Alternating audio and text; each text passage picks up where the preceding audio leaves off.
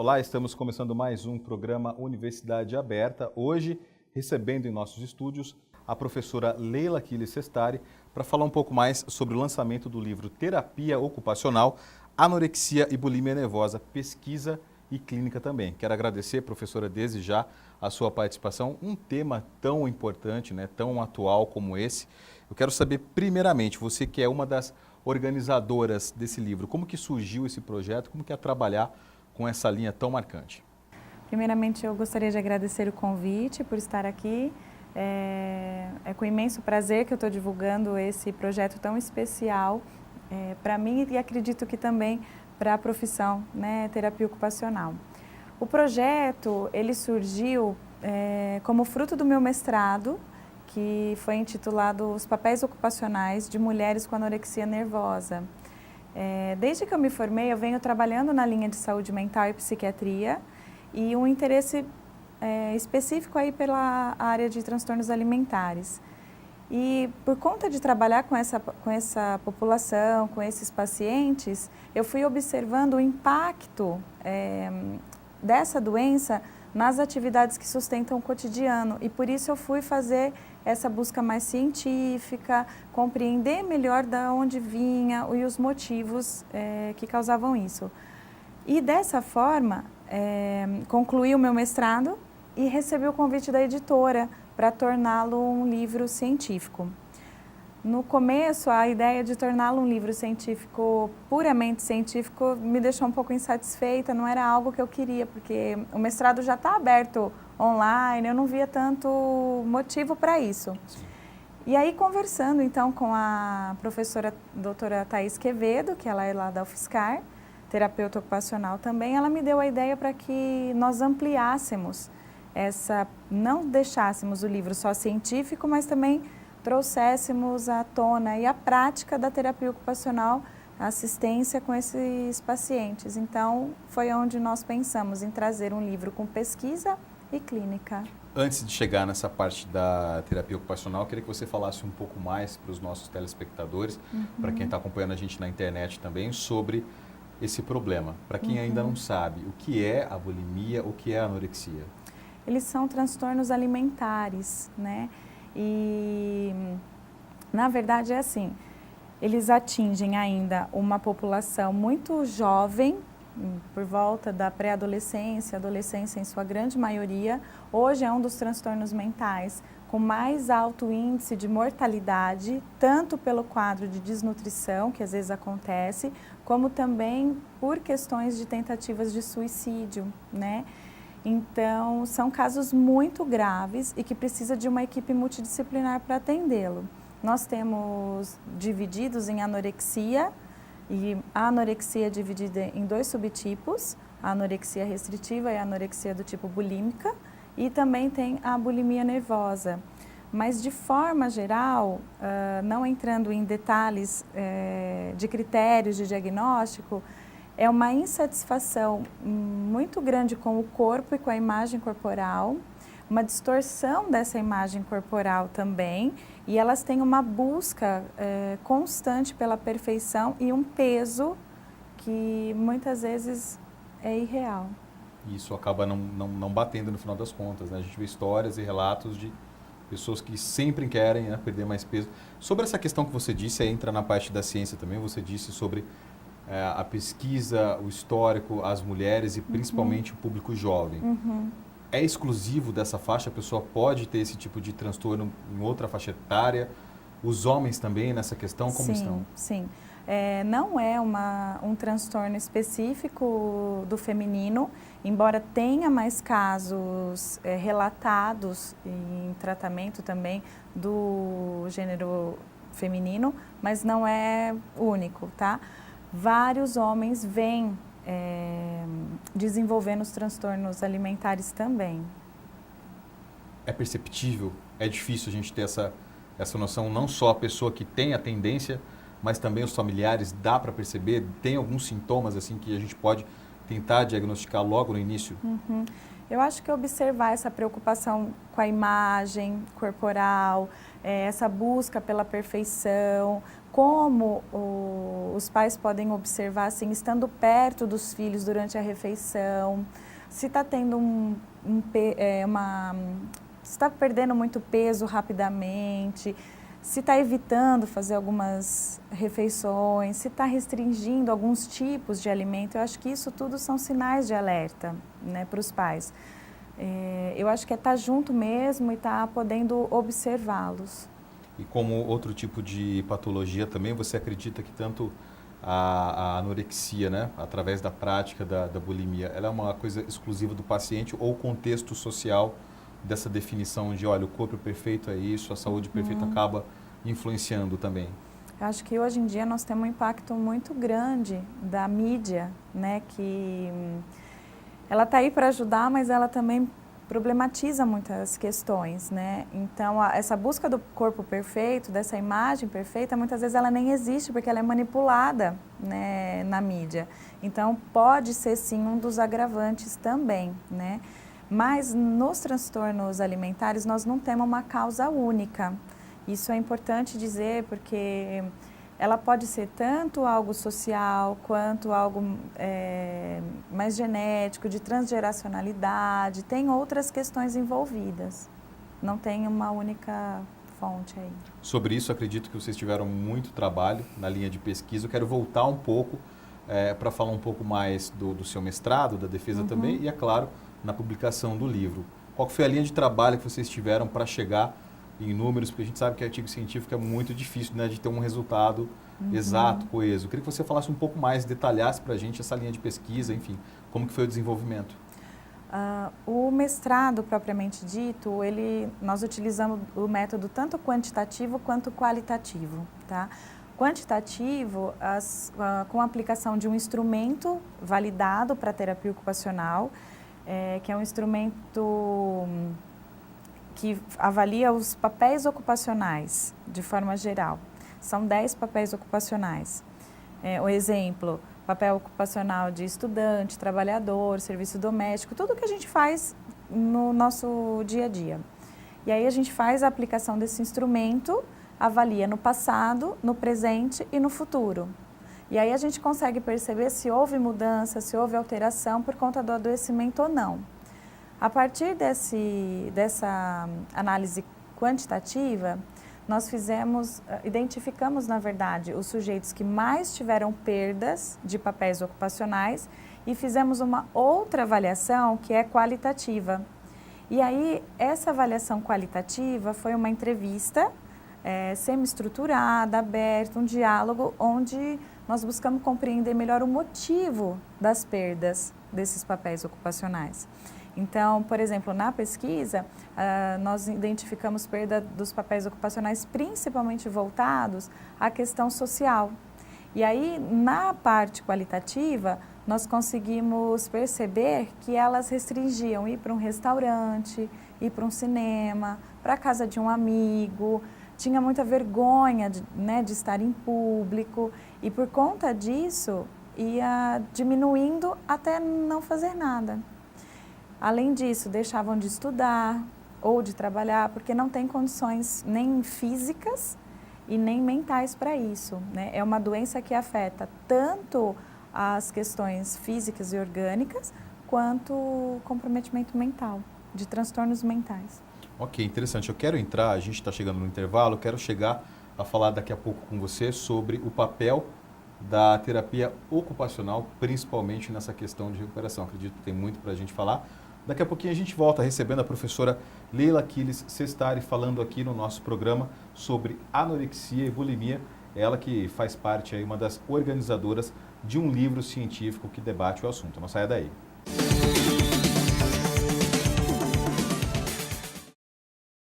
Vou passar um dado importante para você.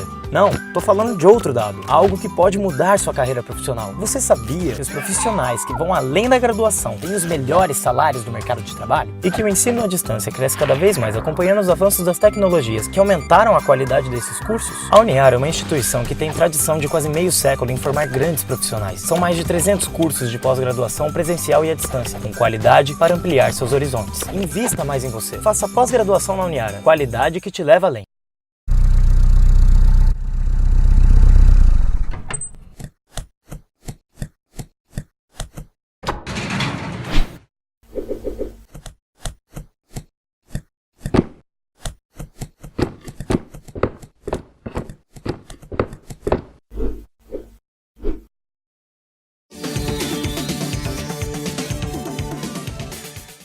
Estamos de volta com o programa Universidade Aberta, hoje debatendo a anorexia, bulimia, do ponto de vista da terapia ocupacional, e recebendo em nossos estúdios a professora Leila Aquiles Sestari, que faz parte aí, uma das colaboradoras, lançando um livro que debate esse assunto. Quanto tempo de livro? Foi lançado agora, recentemente, né? Foi lançado no Congresso Brasileiro de Terapia Ocupacional, que aconteceu na semana do dia 11 ao dia 15 de setembro em Porto Alegre. É bem recente mesmo. Quem quiser encontrar mais informações desse livro, vai estar disponível para venda, a plataforma digital? Está disponível para venda, é só acessar o site da editora, que é www.biblioteca24horas.com.br. Ok, dadas as informações, então, no primeiro bloco, perguntando para você sobre o desenvolvimento do livro, você falando também sobre as características da anorexia e da bulimia também. E agora trazendo para o lado da terapia ocupacional, como que é trabalhar com essas questões no dia a dia, não só na questão da recuperação física, mas também no lado mental, no lado psicológico da questão. Como eu disse, é uma doença que acomete inúmeras questões, né? Não só físicas como mental. Então, nós precisamos inicialmente de uma equipe multidisciplinar, né? Eu não consigo, enquanto terapeuta ocupacional, assumir um caso desse sozinho. Nós precisamos compor uma equipe com psiquiatras, nutricionistas, nutrólogos, psicólogos para melhor intervir. Já é também dado que o acompanhamento ele precisa ser estendido aos familiares, porque tem uma questão familiar envolvida também, tá? Então, o nosso sujeito de atendimento não é só o paciente, mas a família dele. No âmbito da terapia ocupacional, enquanto profissão, nós olhamos para o impacto da doença e do adoecimento nas atividades que sustentam a vida cotidiana. Então, qualquer ser humano, ele desenvolve inúmeras atividades, desde atividades de vida diária básicas, como escovar os dentes, alimentar-se, trocar-se, né? Quanto outras que exigem critérios maiores para conseguir ser realizadas. Então, com esse impacto, nós identificamos o que daquele paciente, qual a necessidade específica daquele paciente, o que ele vai precisar ser tratado, direcionado para o contexto de terapia, tá? Cada caso é um caso, então não dá para a gente pensar que por ser transtornos alimentares, nós vamos tratar assim para todo mundo. A terapia ela é bem diferenciada nisso.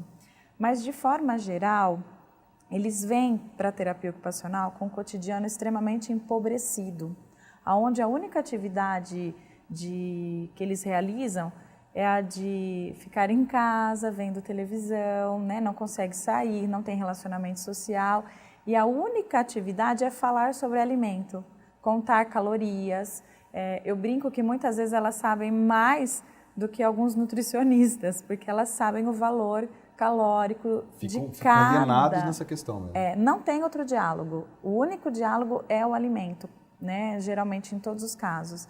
E aí a terapia ocupacional entra com uma possibilidade muito grande de ampliar essas atividades, mesmo que inicialmente por essa porta aberta do alimento, mas através das atividades que nós realizamos, nós vamos começando a ampliar esse cotidiano, as atividades, para que ele consiga fazer novamente e voltar, né, aí a estar inserido na sociedade novamente. Esse seria o objetivo principal. Uma questão muito importante que você abordou, penso eu também, sobre a questão multidisciplinar que você disse, né? Não só a questão da terapia ocupacional, mas enfim, psicólogos e a equipe da nutrição também, é uma questão muito importante. Estamos preparados para isso? Essa rede integrada, principalmente na nossa rede básica de saúde, você acredita que falta ainda uma capacitação para atender esse tipo de problema tão sério? Nós temos ótimos serviços na rede de saúde, né? Serviços especializados. Por exemplo, nos capítulos do livro, ele traz exatamente os serviços especializados no estado de São Paulo e que são públicos. Então, eles são do Hospital das Clínicas de Ribeirão Preto, da Unicamp, de São Paulo, da USP São Paulo. Então, são serviços públicos. Mas ainda, pensando em município, algo menor, eu ainda acho que a gente tem um longo caminho a percorrer, né? A gente consegue ter esses centros mais em cidades maiores, né? Onde já tem a questão da equipe multidisciplinar muito forte também. Mas eu acho que temos sim condições de trabalhar enquanto equipe, de melhorar isso no nosso dia a dia. Dá para a gente mensurar em números quando a gente fala sobre o caso de anorexia? Tem alguma projeção de quanto que isso atinge a nossa população ou não? Olha, até tem um número, eu não vou saber te dizer exatamente, tá? Mas dentro, é o que eu falei, dentro dos transtornos mentais, ele é um dos mais graves em termos de mortalidade. Eu acho que fica em torno de uns 10%, uma coisa assim. Muito sério. Né? Dentro dos transtornos mentais. A respeito desses transtornos, nós temos várias campanhas também, questão de prevenção. Nesse tema específico, dá para pensar em como prevenir esse tipo de situação, orientação, programas ainda na escola? Qual que seria a melhor medida para a gente conseguir solucionar isso, não deixar chegar até esse ponto, né? Eu acho que é possível, né? E eu acho que a própria mídia pode contribuir muito. Hoje, por exemplo, a gente tem desfiles de moda onde já não entra mais a modelo tão magra, mudou-se um pouco essas questões também, e isso vem auxiliando, né? Agora, eu acho que o bate-papo, palestras na escola, essas campanhas que mostram os sinais e sintomas, eu acho que isso com certeza pode ser um trabalho que vem auxiliar aí na prevenção. Bom, você trabalhou com essa linha no mestrado, foi uma das colaboradoras do livro. Em relação a isso, tem mais algum projeto de trabalhar com essa linha, com esse tema, anorexia, bulimia? O que você pode falar para a gente, se é que pode, né, de algum projeto futuro relacionado ao tema? A gente continua investigando, né, e principalmente a questão da terapia ocupacional nesses transtornos, né? Porque a terapia ocupacional ainda, enquanto profissão, é muito desconhecida, né? E às vezes ela está muito relacionada a uma reabilitação física, outras vertentes. Então, com certeza, a gente vai continuar investigando e buscando compreender melhor essa relação. Acredito que você falou de uma maneira bem clara, principalmente para quem está nos assistindo, pode ter até um caso semelhante na família ou até a própria pessoa descobrir, através do seu relato, o que é exatamente esse tipo de transtorno. O que você falaria para essa pessoa? Qual que é a primeira medida que ela deve tomar? É a aceitação, a busca de um profissional? Qual que é o procedimento nesse caso? Eu acho que é identificar que precisa de ajuda, né? Muitos pacientes não percebem, né, e não aceitam que precisam de ajuda, não aceitam que estão adoecendo. E a família como um todo também acreditar que isso é um sofrimento e que isso é uma doença, precisa ser cuidada, porque às vezes a pessoa tem uma preocupação excessiva com o ganho de peso, com a imagem corporal, e a família ou as pessoas que estão ao redor falam, é frescura, né? Come, para com isso. E não é assim que a gente tem que olhar para esses transtornos, né? E isso, gente, os transtornos mentais de forma geral, né? Às vezes é muito comum você ver uma pessoa muito deprimida e falar, levanta dessa cama, né? E não é assim. Então, eu acho que é acolher, auxiliar a pessoa a identificar que precisa de ajuda e daí procurar por profissionais, que podem ser psiquiatra, nutrólogos, nutricionista, TO, né? Para começar a direcionar o caso. Eu acredito que indo para um profissional, um vai compondo a rede com o outro. E sobre essa questão multidisciplinar que você disse, a Universidade de Araraquara, Uniara, possui a clínica de terapia ocupacional, clínica de psicologia, de nutrição, inclusive de fisioterapia também. Queria que você falasse um pouquinho mais sobre o espaço de TO aqui da instituição. Sim. Na clínica da Uniara, inclusive, nós recebemos pacientes com esse diagnóstico, né? E a gente acaba compondo a equipe aí da própria cidade. Então, é um espaço muito bom, né, assim, nesse sentido, para receber os pacientes, muito adequados, onde nós garantimos aí o sigilo para o paciente, para o familiar, e são atendidos pelos estudantes e supervisionados por nós, professores da área. E nós estamos sempre interligados com o restante dos profissionais. Muito bom saber. Fica a dica também para quem quiser acompanhar mais sobre as atividades integradas aí das clínicas, é só entrar no site www.uniara.com.br ou pelo telefone 0800 556588. Professora, a gente agradece demais a sua participação aqui na Universidade Aberta e já deixamos um convite para você falar mais vezes sobre esse assunto que é muito importante. Acredito que somou muito para a gente, principalmente para quem está assistindo. Obrigado pela sua participação, viu? Eu que agradeço, muito obrigada. Recebemos em nossos estúdios a professora Leila Quiles Sestari. Ela falou sobre o lançamento do livro que aborda as questões da anorexia e da bulimia também. A gente se encontra na programação da TV Uniara.